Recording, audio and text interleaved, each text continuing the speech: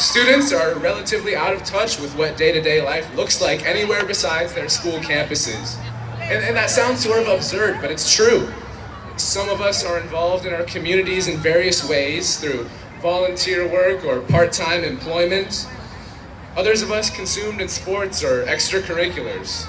At times it feels like our schedules are so cyclical and demanding that we may as well just consider ourselves adults already. But we're not, really.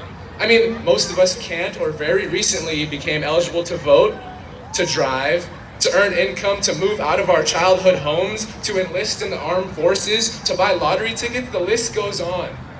And yet, in the midst of being stuck between adolescence and adulthood, we find ourselves incapable of having our voices heard, and I am done with that.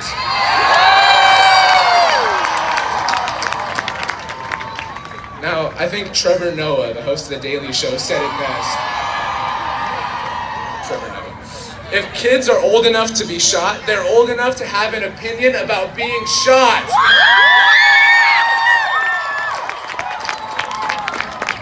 So I say to those who have long since tuned out from listening to their youth, from Sacramento to Washington, D.C., hey, wake up!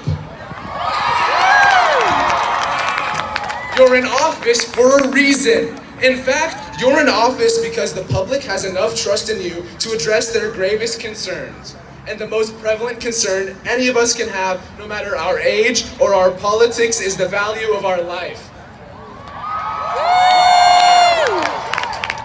And so across the nation today, my fellow students and I pose the question to you Americans. What does a life mean to you? Are you so pleased with yourself leading the way for the world? And the number of mass shootings per year? 68 such tragedies this year, and the number will only rise for as long as legislation is left off the table. Do not be desensitized by the numbers and the headlines, because each digit you see is a son, a daughter, a brother, a sister, a student, a teacher, and each time it is preventable. Me and all of these individuals behind me and all of these students out here insist on holding our lawmakers accountable for the ongoing national carnage. And if the inaction persists, then I speak for this generation when I say that we will happily take matters into our own hands when we fill out our ballots this June, this November, and beyond. We owe as much to the students of Marjory Stoneman Douglas High School, the students of Great Mills High School in Maryland, devastated just 4 days ago with a school shooting.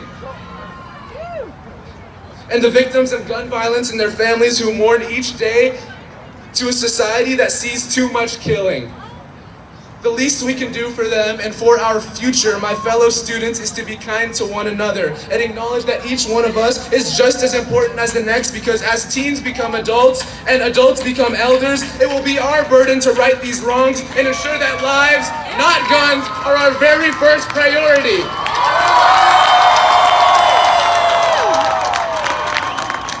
We appreciate you joining us today, and on behalf of the student-led team of March for Our Lives San Jose, let us not end our plea for safety here. Let us take the dialogue to our campuses, our places of worship, our workplaces, our airplanes as they fly above us, our dinner tables, and most importantly, take it to the office of the lawmakers who are equipped to do something about it. Have a blessed day, register to vote, and never, ever be silenced!